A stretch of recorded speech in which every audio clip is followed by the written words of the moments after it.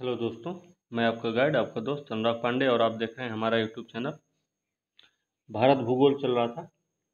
भारत भूगोल में पिछले वीडियो में हमने प्राकृतिक वनस्पति के बारे में पढ़ा था, जिनमें हमने 6 प्रकार की वनस्पतियों के बारे में पढ़ा था। ठीक है, आज हम देखेंगे सिंचाई एवं नहरें। तो भारत भूगोल चल रहा, तो भारत के ही बारे में देखा जाएगा।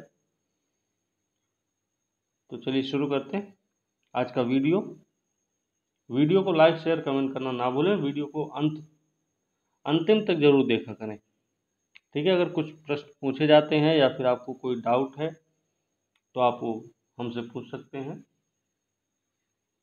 ठीक है, तो वीडियो को लाइक शेयर कमेंट करना ना भूलें, साथ में चैनल को सब्सक्राइब जरूर करें।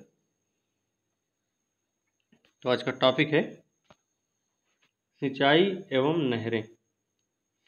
ठीक है, सिंचाई,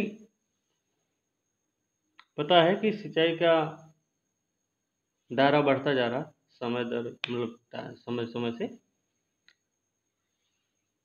तो इनकी जो मांग बढ़ रही, सिंचाई की मांग, उस सिंचाई की जो मांग बढ़ रही उसका कारण क्या है, ये आपको पता होना चाहिए। तो इसका सबसे बड़ा रीजन है कि वर्षा की विषमता। कैसी विषमता? वर्षा की। एक तो आपकी क्षेत्रीय और एक दूसरी आपकी कैसी, ऋतुवत।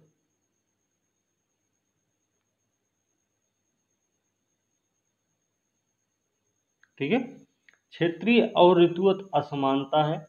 दूसरा, वर्षा काल में भारी अंतर और अनिश्चितता रहती है। कभी ज़्यादा बारिश तो कभी कम, कभी सूखा तो कभी बाढ़, ऐसी आती समस्या। उसके अलावा वाणिज्यिक फसलों के लिए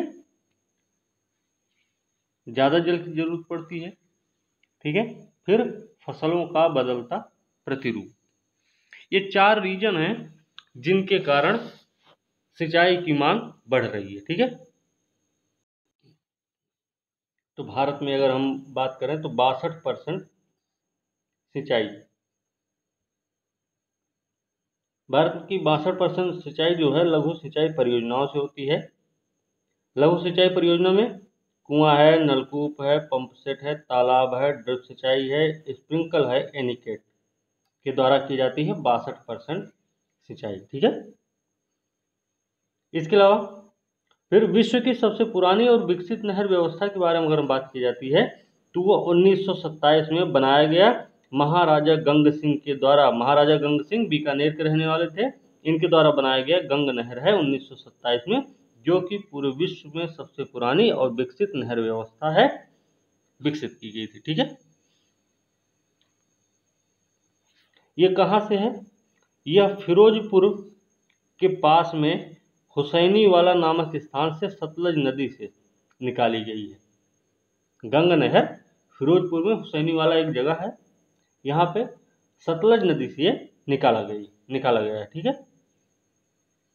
फिर पूर्वी यमुना नहर। पूर्वी यमुना नहर की अब बात करते हैं तो पूर्वी यमुना नहर यमुना नदी पर ताजेवाला के पास में है। ठीक है ना, हुसैनी वाला से गंग नहर निकाली गई है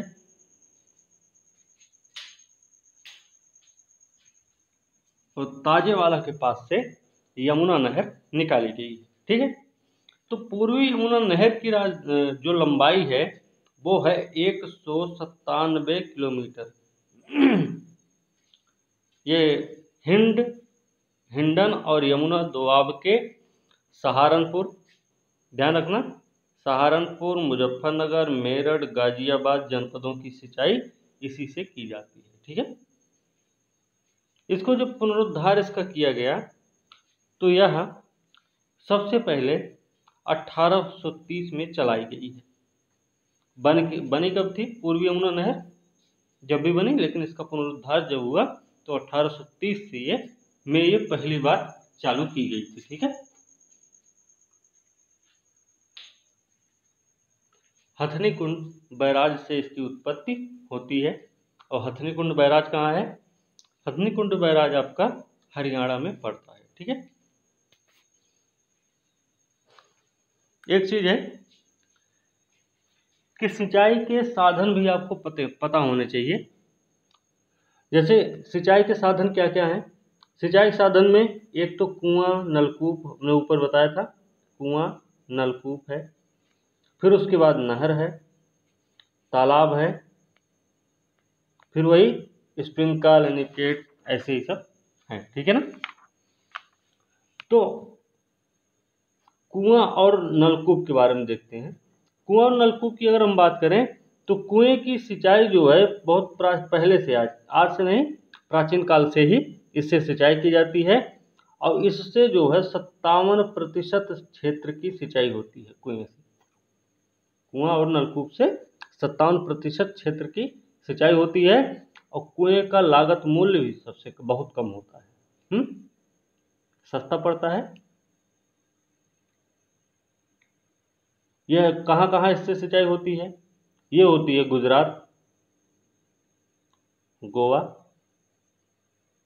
राजस्थान, महाराष्ट्र और उत्तर प्रदेश में। ठीक है।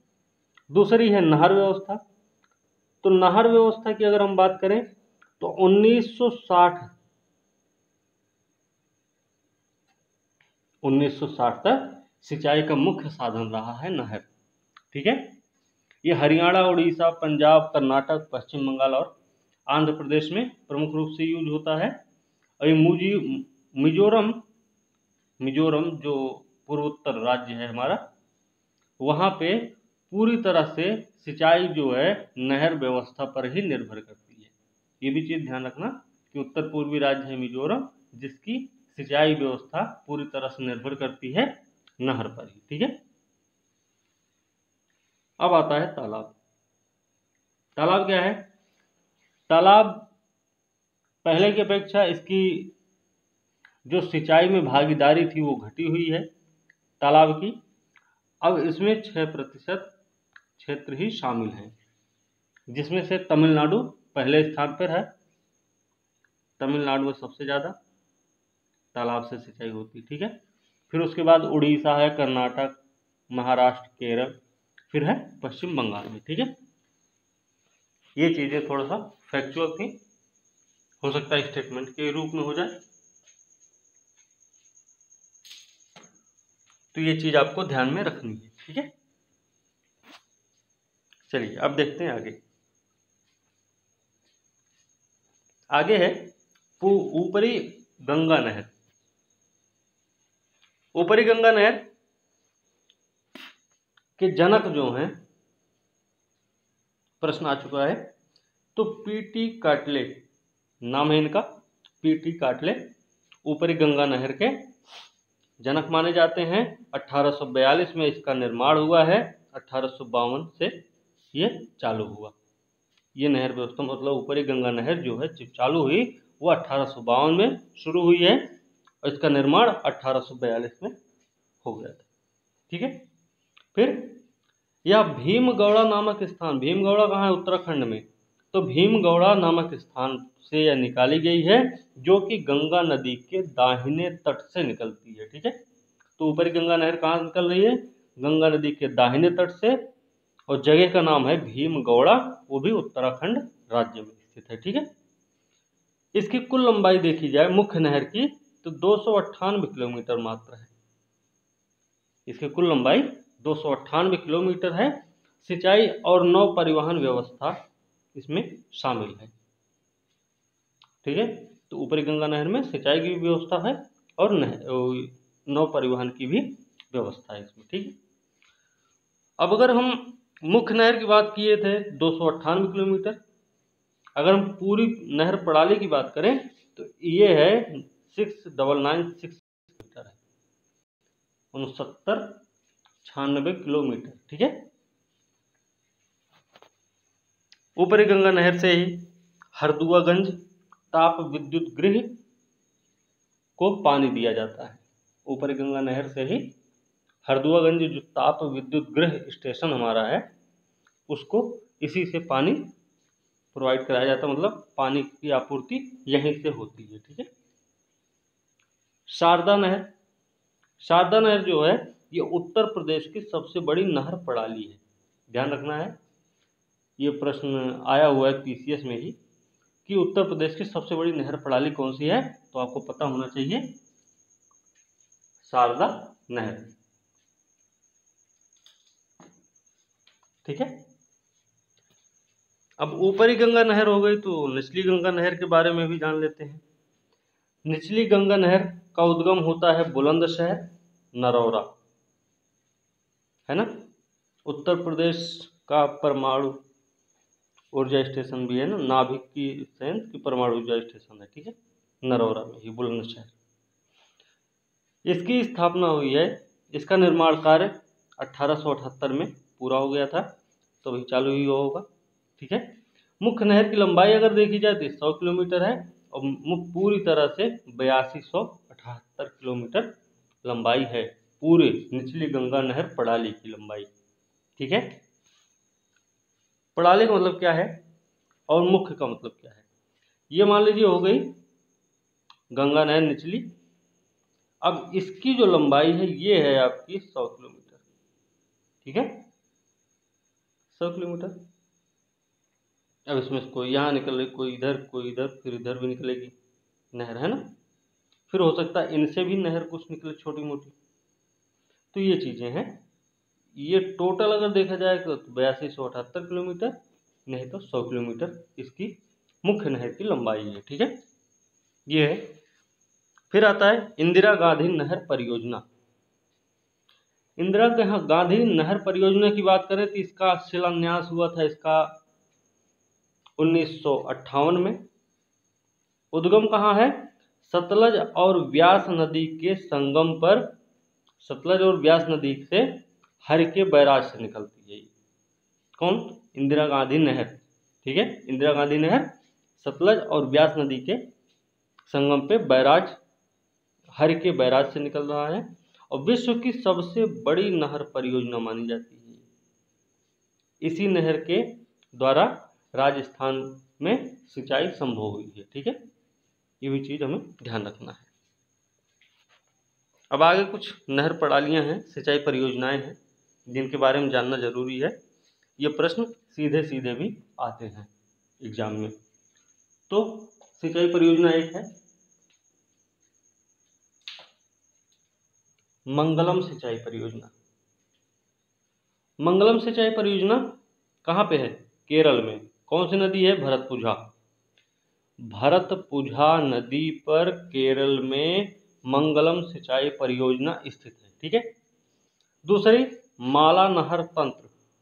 माला नहर तंत्र दिनशा जे दस्तूर ने प्रस्तावित किया था इसको।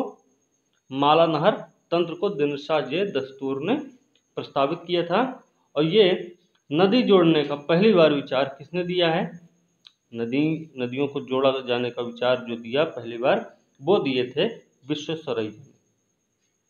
ठीक है, फिर हरियाली योजना है। हरियाली योजना किससे संबंधित है, ये जल संग्रहण विकास योजना है, 2003 में स्थापित हुई थी। ठीक है, ये प्रश्न आ चुका है पहले। हरियाली योजना जल संग्रहण विकास योजना है 2003। प्रधानमंत्री कृषि सिंचाई योजना कृषि की मानसून पर निर्भरता को कम करने, हर खेत तक सिंचाई सुविधा पहुंचाने के लिए शुरू किया गया 2015 में। ठीक है, अच्छा हम परियोजनाओं के बारे में देख रहे हैं, नदी परियोजना के बारे में। तो हमें पता होना चाहिए कि भारत की जो सिंचाई परियोजनाएं हैं वो 3 तरीके की हैं। प्रश्न आता है वो 3 तरीका कौन सा है, एक तो है लघु और एक है मध्यम और एक है वृहद। अंतर क्या है तीनों में। लघु सिंचाई परियोजना 2000 हेक्टेयर से कम भूमि की सिंचाई होती है इससे। ठीक है, 2000 हेक्टेयर से कम क्षेत्र की सिंचाई लघु सिंचाई परियोजना से होती है। ये इसमें कुआं, नलकूप, पंप सेट हमने बताया था पहले भी। फिर मध्यम सिंचाई परियोजना में क्या है, 2000 से 10,000 तक हेक्टेयर क्षेत्र की सिंचाई की जाती है। ठीक है। इसी तरह बृहद सिंचाई परियोजना है, तो बृहद सिंचाई परियोजना 10,000 हेक्टेयर से अधिक क्षेत्र की सिंचाई की जाती है। इसमें बड़ी और मध्यम परियोजना से 38% क्षेत्र सिंचित होते हैं। ठीक है, ठीक है ना। चलिए अब आगे देखते हैं।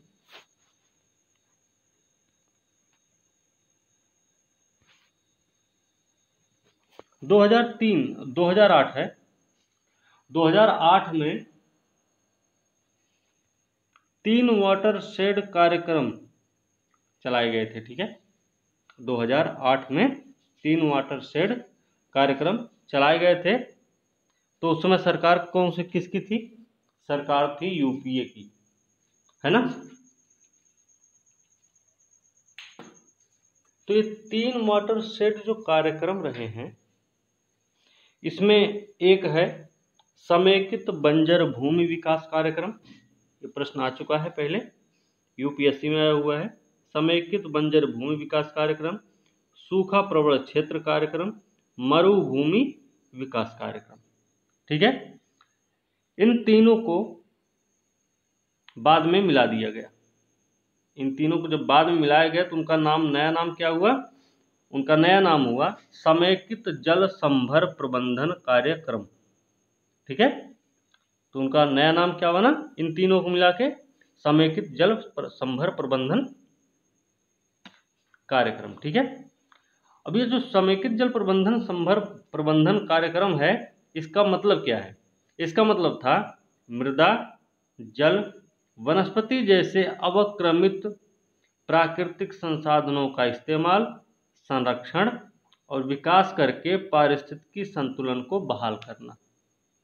समेकित जल संभर प्रबंधन कार्यक्रम का उद्देश्य है ये कि मिट्टी, जल, वनस्पति जैसे अवक्रमित प्राकृतिक संसाधन का इस्तेमाल, संरक्षण और विकास करके क्या करना है? पारिस्थितिकी संतुलन को क्या करना? सुनिश्चित करना है। ठीक है, हो गया। जिसके परिणाम स्वरूप क्या होगा? जिसका परिणाम ये होगा कि मृदा ह्रास पर रोक लगेगी इससे। ठीक है, समेकित जल प्रबंधन का उद्देश्य यही है। चलिए आगे देखते हैं। आगे है प्रायद्वीपीय भारत में प्रमुख सिंचाई साधन क्या है? तालाब है ना। तो यहाँ पे क्या है? भूमि इनकी चट्टानी है और चट्टानी होने के नाते नहर और कुओं का निर्माण आसानी से नहीं हो पाता, इसलिए इनके लिए सबसे आसान होता है तालाब से सिंचाई करना। हमने अभी पहले बताया पीछे कि तमिलनाडु ये पहले नंबर पे है। 22% क्षेत्र की सिंचाई तमिलनाडु की तालाब से ही होती है। ठीक है, तो ये चीज आपको ध्यान में रखनी है। ठीक है,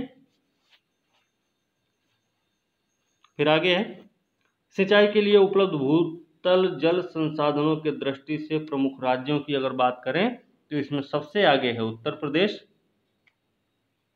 सिंचाई के लिए उपलब्ध भूतल जल संसाधनों की दृष्टि से प्रमुख अगर राज्यों की हम बात करें, सबसे ऊपर रहेगा उत्तर प्रदेश, फिर पंजाब है, फिर मध्य प्रदेश, हरियाणा नहीं है इसमें, फिर आएगा महाराष्ट्र का नंबर। ठीक है, तो उत्तर प्रदेश है, फिर पंजाब है, फिर आपका मध्य प्रदेश है, फिर आपका महाराष्ट्र है। ठीक है, ऐसे ये है उत्तर प्रदेश, इधर थोड़ा पंजाब हो जाता है, यहाँ पे मध्य प्रदेश है और मध्य प्रदेश के नीचे महाराष्ट्र हो जाएगा। ठीक है, इस तरीके से।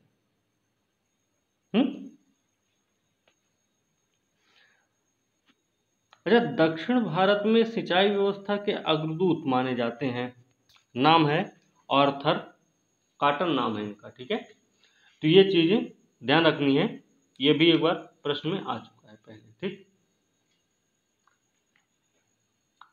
हम सिंचाई और नहर के बारे में पढ़ रहे हैं, तो जल संभर के बारे में भी पढ़ना हमें जरूरी है। तो जल संभर क्या होता भाई?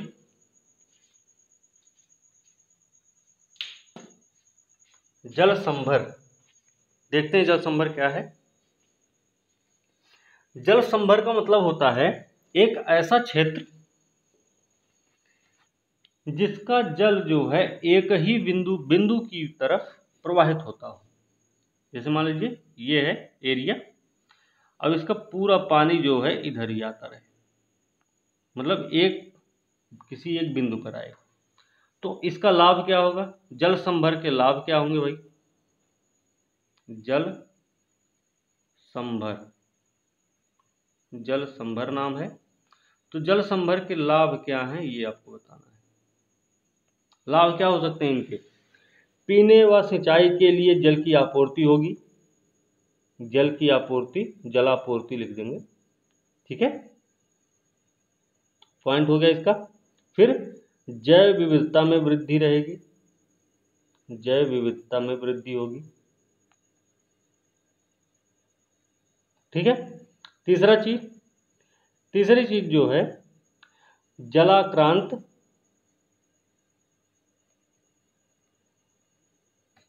और लवणता में कमी होगी, माइनस नेगेटिविटी देखी जाएगी, ठीक है। फिर कृषि उत्पादन उत्पादकता में भी वृद्धि होगी, कृषि उत्पादन और उत्पादकता में भी वृद्धि होगी। ये जल संभर के ही फायदे हैं सब। वनों के कटाव में कमी, इनको आप नोट डाउन भी कर सकते हैं, कटाव में कमी होगी। फिर जीवन स्तर उच्च रहेगा लोगों का, क्योंकि उनको पानी की कमी नहीं होगी, ठीक। इसके अलावा रोजगार भी मिलेगा लोगों को, है ना।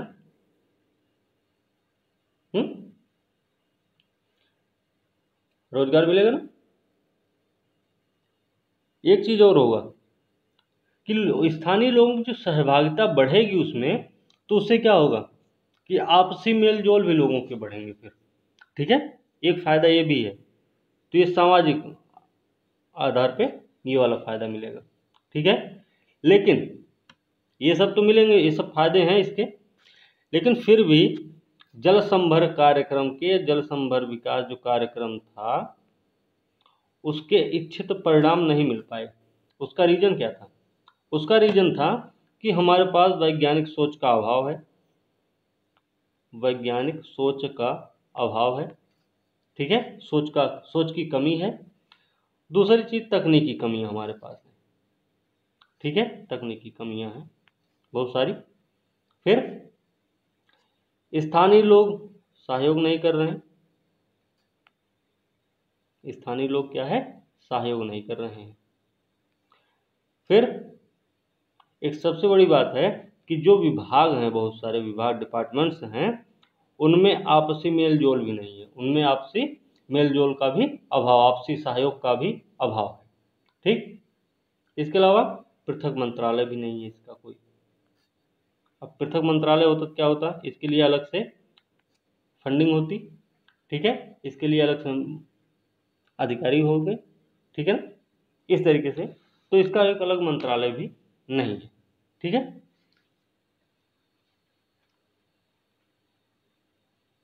ठीक है, तो इसी के साथ वीडियो अच्छी लगी होगी, लाइक शेयर कमेंट जरूर करें, साथ में चैनल को सब्सक्राइब करें। अगर कोई भी डाउट है तो आप उसे पूछें हमसे, ठीक है। और कुछ लगता है तो आप उसे कमेंट करके बता भी सकते हैं, ठीक है ना। तो आज का वीडियो यहीं पर समाप्त करते हैं, अगली वीडियो के साथ कल मिलेंगे। तब तक के लिए धन्यवाद। वीडियो को लाइक शेयर कमेंट करना ना भूलें, साथ में चैनल को भी सब्सक्राइब जरूर करें, ठीक।